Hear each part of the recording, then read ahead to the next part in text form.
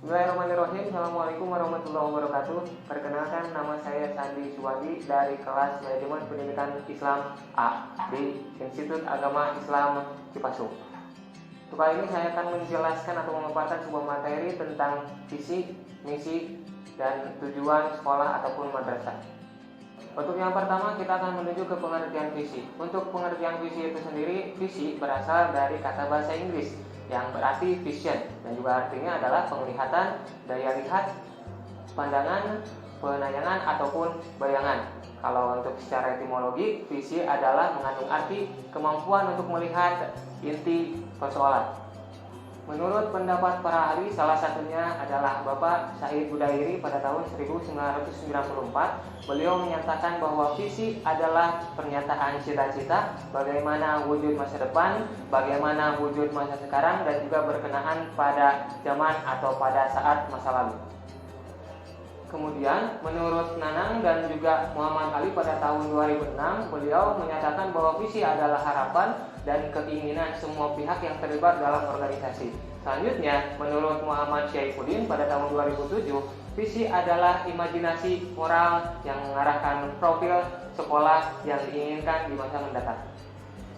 Berdasarkan beberapa pendapat para ahli yang sudah saya sebutkan barusan, bisa ditarik kesimpulan bahwa visi dalam lembaga sekolah ataupun madrasah ataupun yang disebut dengan pendidikan adalah gambaran proyeksi ke depan berapa penanganan, cita-cita, harapan, dan keinginan lembaga yang diwujudkan di masa mendatang. Untuk yang kedua, kita akan menuju ke pengertian misi. Misi berasal dari bahasa Inggris. Mission yang berarti tugas atau perutusan. Misi merupakan suatu bentuk pernyataan umum tetapi bersifat lestari oleh pimpinan puncak yang mengandung organisasi yang bersangkutan. Menurut pendapat para ahli yaitu Nanang dan Muhammad Ali pada tahun 2006, misi adalah pernyataan tentang tujuan yang diekspresikan dalam bentuk produk dan pelayanan yang direalisasikan, kebutuhan yang dapat ditanggulangi kelompok masyarakat yang dilayani, nilai-nilai yang diperoleh, serta cita-cita di masa depan. Dari pendapat para ahli yang barusan saya sebutkan, sekarang kita menuju ke fungsi dari misi. Untuk yang pertama adalah misi sebagai pijakan dalam merumuskan tujuan. Yang kedua, sebagai tindakan nyata untuk mewujudkan visi. Yang ketiga, menerapkan bentuk komitmen dari pihak-pihak yang bersangkutan. Nomor 4, sebagai alat untuk mengarahkan perumusan strategi dan pelaksanaan. Dan yang kelima adalah sebagai inovasi pembangkit semangat kebersamaan dalam organisasi.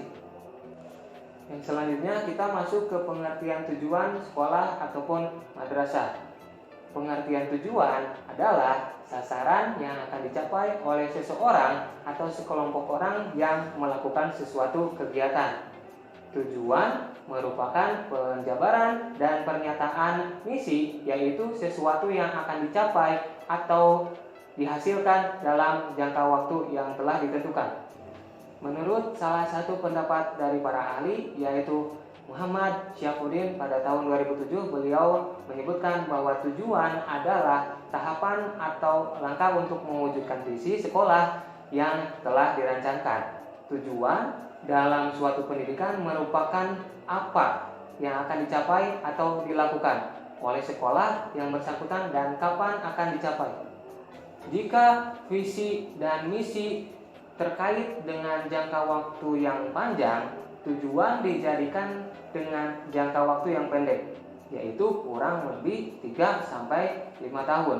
Dengan demikian, tujuan pada dasarnya merupakan tahapan wujud sekolah menuju visi yang sudah dirancangkan. Untuk sekarang kita masuk ke fungsi tujuan sekolah, yaitu ada 3 macam. Untuk yang pertama adalah sebagai tahapan wujud sekolah menuju visi yang telah dirancangkan. Yang kedua adalah untuk menjelaskan apa yang dicapai dalam upaya pengembangan sekolah pada kurun waktu menengah, misalnya dalam kurun waktu 3-5 tahun. Dan yang ketiga adalah sebagai acuan dalam menyusun sasaran. Selanjutnya, dalam merumuskan visi, misi, dan tujuan sekolah ataupun madrasah ada beberapa hal yang harus dijadikan pertimbangan.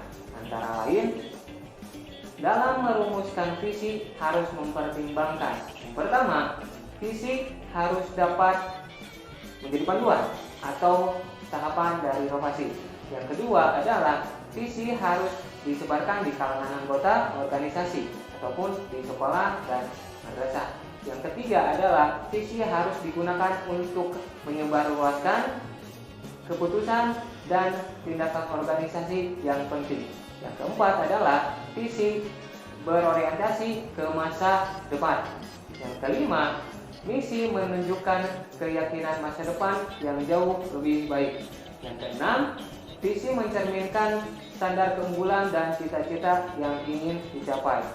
Poin 7, visi mencerminkan dorongan yang kuat yang akan tumbuh menjadi sebuah inspirasi, semangat, dan komitmen warga sekolah dan sekitarnya. Dan yang terakhir yaitu nomor 8, yaitu visi mampu menjadi dasar dan dorongan terjadinya pertumbuhan dan perkembangan sekolah ke arah yang lebih baik. Selanjutnya, beberapa hal yang harus diperhatikan dalam merumuskan misi, yaitu ada 9. Yang pertama adalah pernyataan misi sekolah harus menunjukkan secara jelas mengenai apa yang hendak ingin dicapai oleh sekolah. Yang kedua adalah rumusan misi sekolah harus dalam bentuk kalimat yang menunjukkan tindakan dan bukan kalimat yang menunjukkan keadaan sebagaimana pada perumusan visi. Poin yang ketiga, suatu indikator visi dapat dirumuskan lebih dari satu rumusan misi. Antara indikator visi dengan misi harus ada keterkaitan atau terdapat benang merahnya secara jelas. Yang poin keempat, misi sekolah menggambarkan tentang produk atau pelayanan yang akan diberikan pada masyarakat atau siswa. Untuk poin yang kelima, kualitas produk atau layanan yang ditawarkan harus memiliki daya saing yang tinggi, namun harus disesuaikan dengan kondisi sekolah atau madrasah. Poin yang keenam adalah misi mampu menggambarkan berbagai kepercayaan dan nilai-nilai yang dianut oleh sekolah ataupun madrasah. Poin yang ketujuh, statement misi harus berorientasi ke masa depan dan mampu menggambarkan sekolah atau madrasah pada masa yang akan datang dengan berpijak pada apa yang telah ada. Poin yang kedelapan adalah statement misi harus fokus pada pencapaian visi. Dan poin nomor 9, statement misi merupakan statement yang singkat dan padat dan tidak lebih dari 2 kalimat. Untuk selanjutnya, ada beberapa hal yang harus diperhatikan dalam merumuskan tujuan sekolah. Yang pertama adalah tujuan sekolah harus memberikan ukuran yang spesifik dan akuntabel atau dapat diukur. Poin nomor 2, tujuan sekolah merupakan penjabaran dari misi. Oleh karena itu, tujuannya harus selaras dengan visi dan misi. Poin yang ketiga, tujuan sekolah menyatakan kegiatan khusus apa yang akan direalisasikan dan dapat disesuaikan. Poin yang keempat, tujuan harus tampil sebagai representasi harmonis dari penjabaran visi, misi, dan nilai-nilai yang tumbuh di dalam sekolah ataupun madrasah. Poin yang kelima, yaitu memberikan kontribusi pada pencapaian misi program dan subprogram. Poin yang keenam, tujuan mengenai prioritas yang dipilih berdasarkan internal external assessment atau sebagian respon terhadap isu strategis. Poin ketujuh, tujuan tidak memberikan peluang bagi adanya perubahan hingga munculnya perubahan permasalahan lingkungan atau kondisi atau sampai terpecahnya respon dari isu strategis. Poin ke-8, tujuan umumnya mencakup suatu periode atau waktu relatif yang lama. Poin 9, tujuan dapat mengidentifikasi adanya batas persaingan atau gap antara kondisi saat ini dengan yang diharapkan. Poin 10, tujuan mencerminkan hasil yang diinginkan dari suatu program atau subprogram yang dirancangkan. poin yang terakhir yaitu poin 11, tujuan menggambarkan secara jelas arahan bagi organisasi, program dan subprogram walaupun tidak spesifik.